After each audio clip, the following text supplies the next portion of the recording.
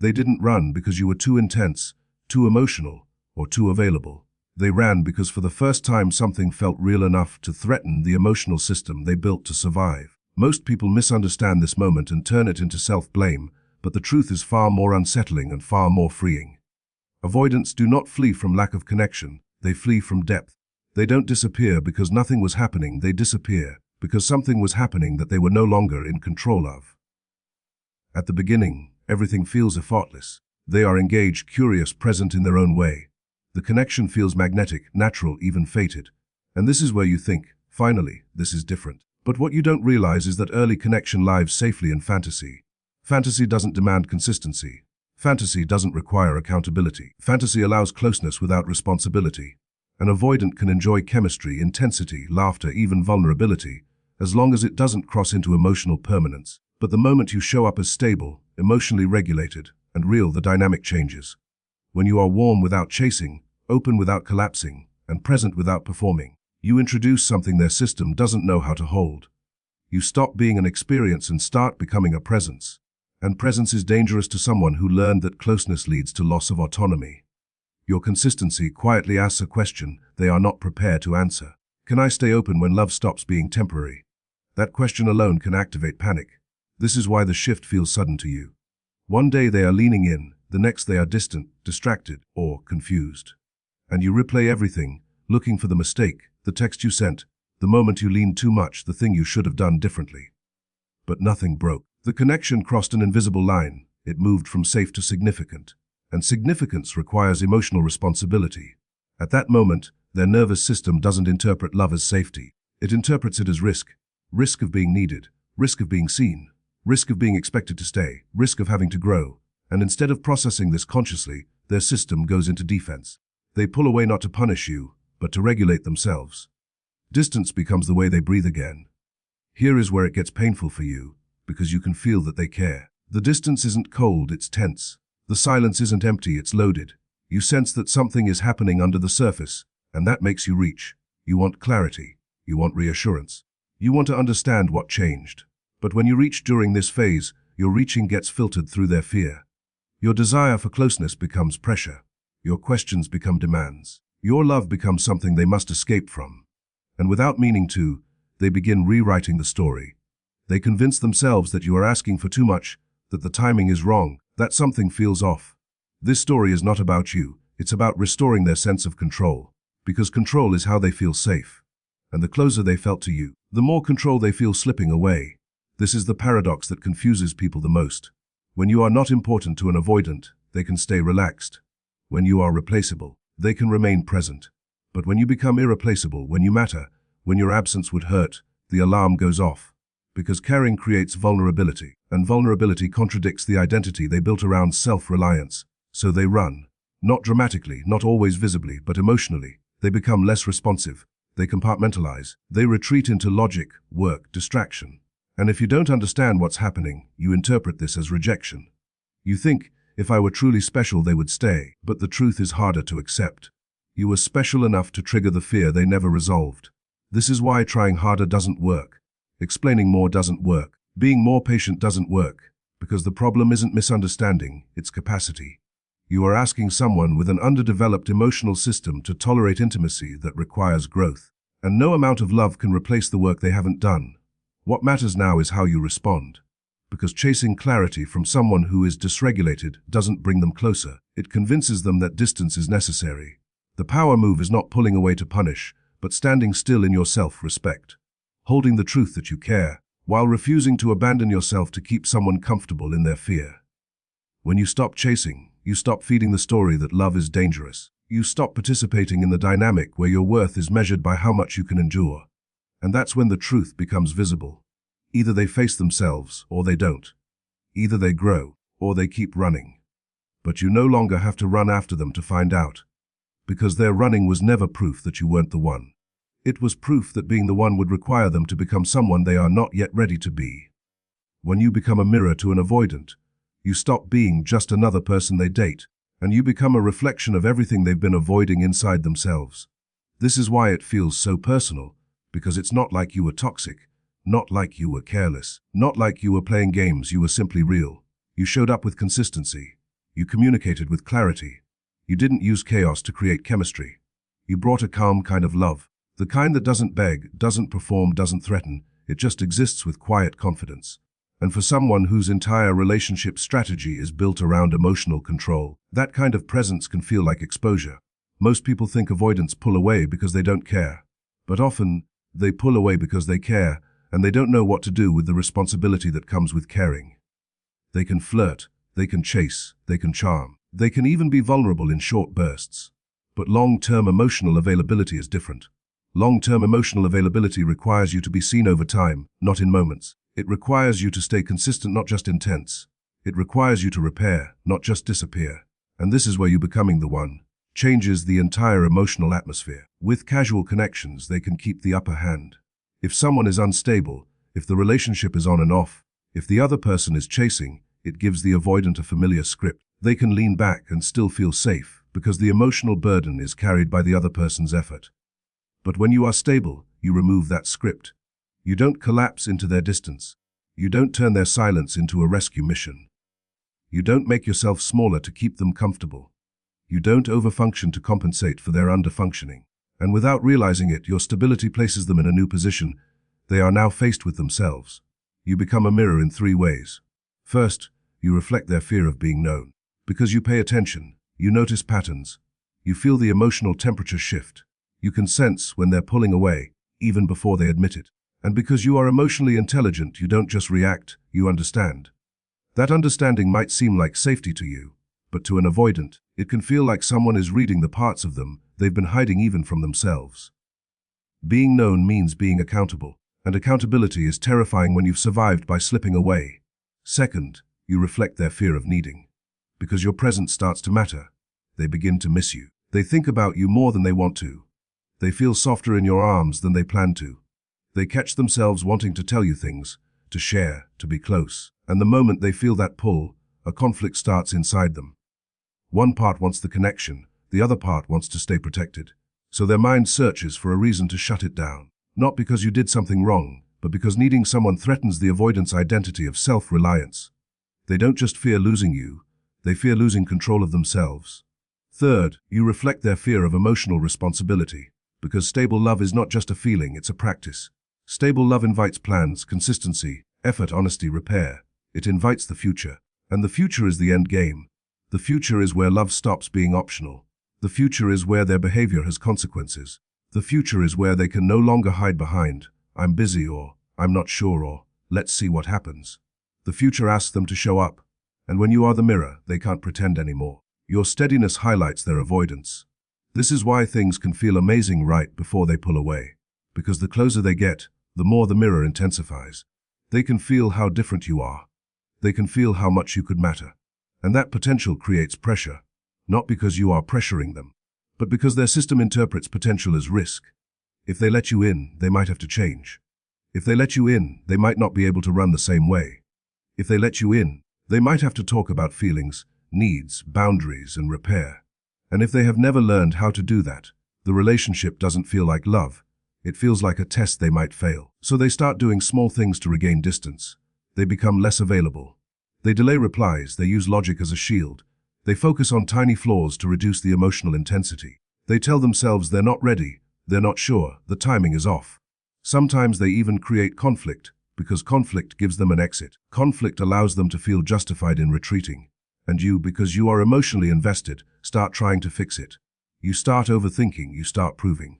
You start softening your needs. You start chasing clarity. But here's the truth that changes everything. When you chase, you accidentally confirm the avoidance fear that closeness equals pressure. Even if you're kind, even if your intentions are pure, their nervous system hears it as, "I'm being pulled."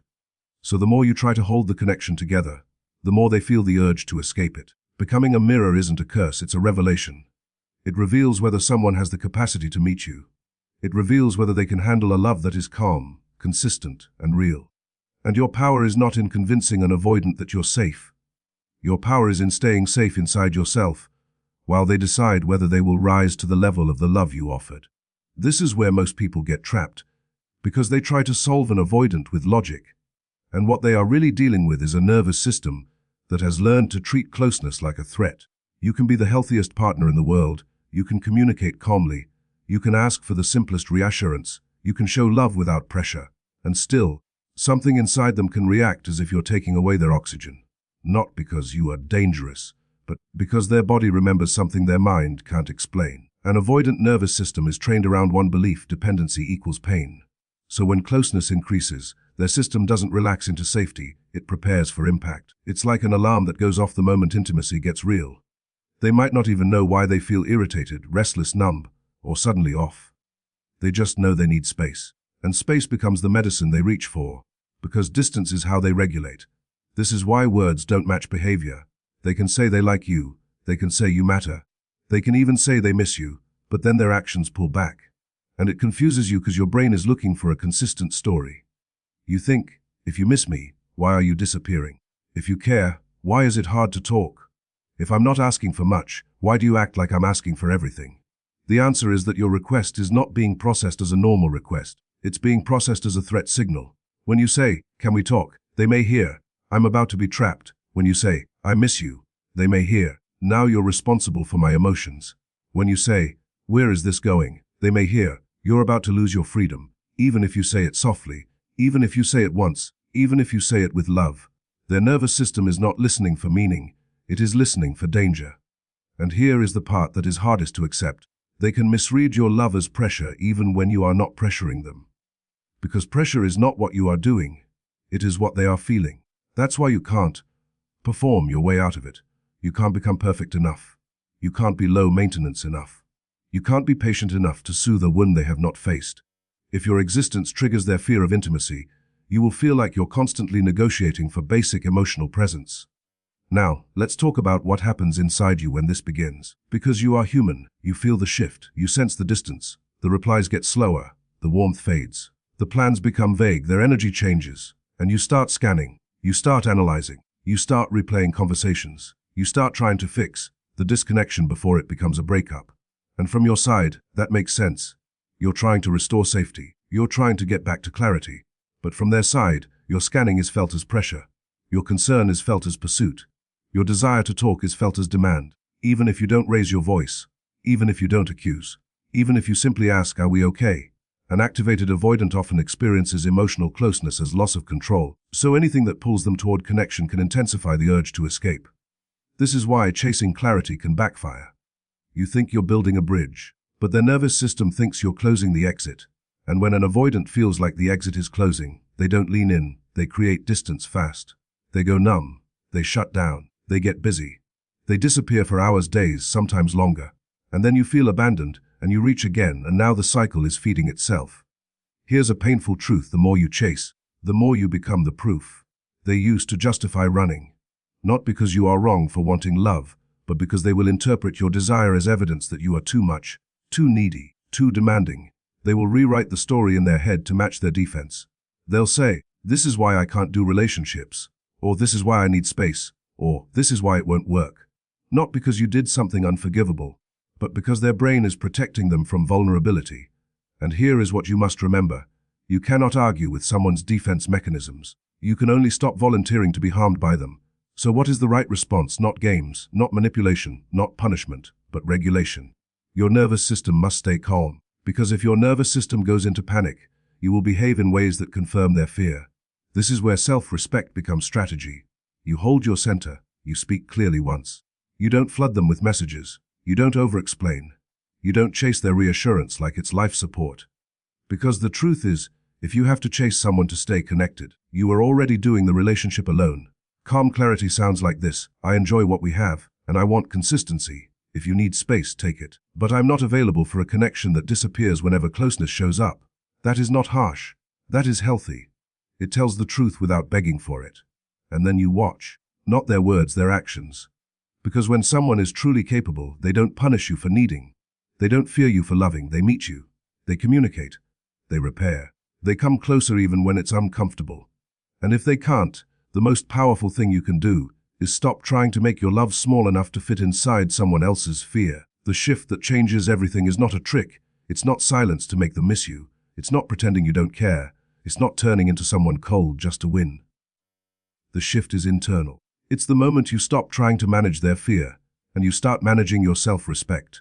Because in an avoidant dynamic, the relationship often becomes a quiet negotiation where you keep shrinking your needs to keep their nervous system calm. And the price you pay is your peace. You start measuring your worth by their response time, their mood, their sudden distance, their mixed signals. You start living in maybe. And the shift begins when you realize love is not supposed to feel like walking on glass. Most people approach avoidance with the wrong strategy. They think if they explain better, love harder, stay sweeter, stay softer, stay more patient, the avoidant will finally feel safe and choose them. But what happens instead is that your effort becomes the cushion that protects them from the consequences of their behavior. Your chasing keeps the connection alive even when they withdraw. Your over-understanding gives them permission to stay emotionally vague. Your flexibility becomes a loophole where they can avoid commitment while still receiving closeness. And you don't do this because you're weak. You do it because you care. But caring without boundaries turns into self-abandonment, and self-abandonment is not love, it's survival. So the shift is when you stop feeding the pattern. Not with anger, not with punishment. With dignity, you hold two truths at the same time: I care about you, and I will not abandon myself. That combination is rare because most people swing to extremes. They either chase with desperation, or they cut off with bitterness. The mature middle is different. The mature middle is calm, clear, and self-contained. It says, I'm not here to fight you, and I'm also not here to beg you. It says I can hold love and still hold a boundary. It says, I want connection, but I won't trade my self-respect for it. This is where you become powerful, because you stop trying to convince them that you're safe. You stop auditioning for consistency. You stop performing emotional labor to keep the relationship stable. And you start letting the relationship reveal what it truly is. That's terrifying for someone who has been clinging to hope, because hope makes you feel like the outcome is still negotiable. The shift takes you out of negotiation and into reality. Reality is where you can finally breathe. Calm clarity is the language of this shift. Calm clarity means you communicate once, cleanly, without a flood of messages, without a courtroom presentation, without trying to prove your worth. You don't plead your case. You don't deliver a 20-minute explanation of why love is safe. You don't chase their reassurance like it's oxygen. You simply state the truth. I like you. I enjoy this. I want something consistent. If you're not able to offer that, I understand, but I'm not available for a connection that disappears whenever closeness shows up. That sentence carries enormous power because it's not trying to force them. It's describing you. It's describing your standard. It's describing what you will and will not participate in. This shift changes the dynamic because it removes the reward avoidants unconsciously get from distancing. When you chase, they get to regulate themselves while still being held by your effort. They get distance and connection at the same time. They get freedom without loss. But when you hold your boundary, distance finally costs something. Not because you're punishing them, but because you're no longer rescuing them from the natural consequence of withdrawing. You're no longer filling the silence with your energy.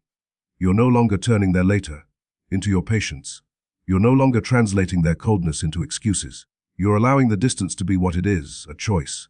And here's what happens when you do that.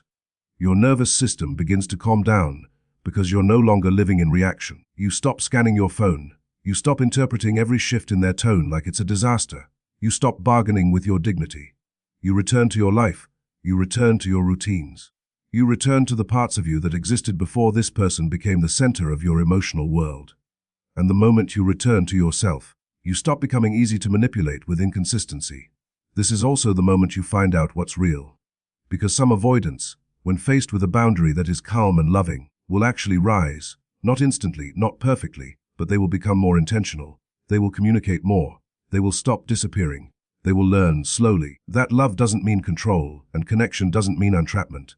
Those people can grow, especially if they do deeper work, therapy, self-awareness, learning to tolerate intimacy. But many won't. Many will feel the boundary and interpret it as rejection. They will retreat further. They will test you. They will attempt a half return, a message that says, hey, with no accountability, no repair, no clarity. And this is where the shift protects you. Because now you don't confuse attention with effort. You don't confuse missing you with being ready for you. You don't confuse a late night check-in with emotional maturity. You don't accept crumbs as proof. You require consistency as the entry fee to your heart. Not because you're demanding, but because you're done living in a relationship where your needs are treated like a threat. The most important part of this shift is that you stop letting their fear set the rules. You stop making their discomfort more important than your well-being. You stop treating their inconsistency like a riddle you must solve to earn love. You let their actions speak, and you respond with self-respect, not anxiety. And whether they come closer or disappear completely, you win because you didn't lose yourself trying to keep someone else. Detachment is where the whole dynamic either collapses or transforms, and most people never understand why.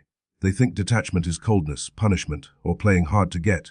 But real detachment is none of that. Real detachment is when you stop carrying the relationship on your back. It's when you stop being the emotional engine that keeps everything moving while the other person coasts. It's when you stop translating their distance into excuses and start reading it as information. Detachment is not revenge. Detachment is self-respect in motion. In avoidant dynamics, there is often an invisible contract, and you didn't sign it on purpose. It formed slowly. The contract says whenever they withdraw, you will reach. Whenever they go quiet, you will soothe. Whenever they become vague, you will clarify. Whenever they act unsure, you will prove your value. Your love becomes the safety net that prevents the relationship from falling apart. And at first, it feels noble. It feels like maturity. It feels like patience. You tell yourself you're being understanding. You tell yourself they just need time. You tell yourself that if you stay steady enough, they'll finally relax and choose you. But what actually happens is that your effort trains their nervous system that they can pull away without losing you. They can distance themselves and still be held by your presence. They can disappear emotionally and still receive emotional labor from you. So they never face the true consequence of their pattern. And as long as they don't face the consequence, there is no reason to change. This is why detachment becomes such a powerful turning point. Detachment removes the safety net. When you detach correctly, you're not trying to hurt them. You're removing the emotional cushion that made their avoidance comfortable. You stop chasing. You stop double texting. You stop initiating every repair conversation. You stop begging for clarity. You stop turning their silence into your responsibility. You let their distance be felt. And that's when something intense happens inside an avoidant, because they are no longer regulating themselves on your energy. People misunderstand this part because they think the avoidant doesn't feel anything. But avoidants often feel deeply. They just don't process feelings through closeness. They process them through distance. When you detach, you create a vacuum where your usual reassurance used to be. And in that vacuum, they finally have to sit with what they were running from. They feel the gap. They feel the uncertainty. They feel the possibility that you might not be there waiting. And this can trigger a wave of emotion that looks like curiosity, regret, panic, or sudden reach out. This is why you'll sometimes see the check in message after you stop chasing. A simple, "Hey, how are you?" or "Hope you're good," or something casual that pretends nothing happened. And if you don't understand detachment, you'll jump at it like it's the answer. You'll respond fast. You'll pour warmth into it. You'll try to restart the connection. And what happens then is the same cycle begins again, because they got what they wanted, the reassurance that you're still available, without having to do the uncomfortable work of accountability. Detachment is powerful because it forces a decision point. It splits the story in two. Either they rise or they remain the same. Either they build a bridge or they keep burning them. Rising looks like effort. It looks like ownership. It looks like communication that doesn't dodge. It looks like, "I realize I've been pulling away, and I don't want to do that," or "I've been confused, but I care and I want to work on this," or "I get triggered by closeness and I'm trying to understand it." Rising looks like consistency over time, not one emotional message. Rising looks like repair, not just reappearance. Because anyone can miss you when they feel lonely. Anyone can reach out when their ego feels the loss of control, but only someone with capacity can stay present when intimacy asks for responsibility. Staying the same looks like breadcrumbing. It looks like random messages with no plan. It looks like intensity followed by silence. It looks like showing up just enough to keep you attached, but not enough to build something real.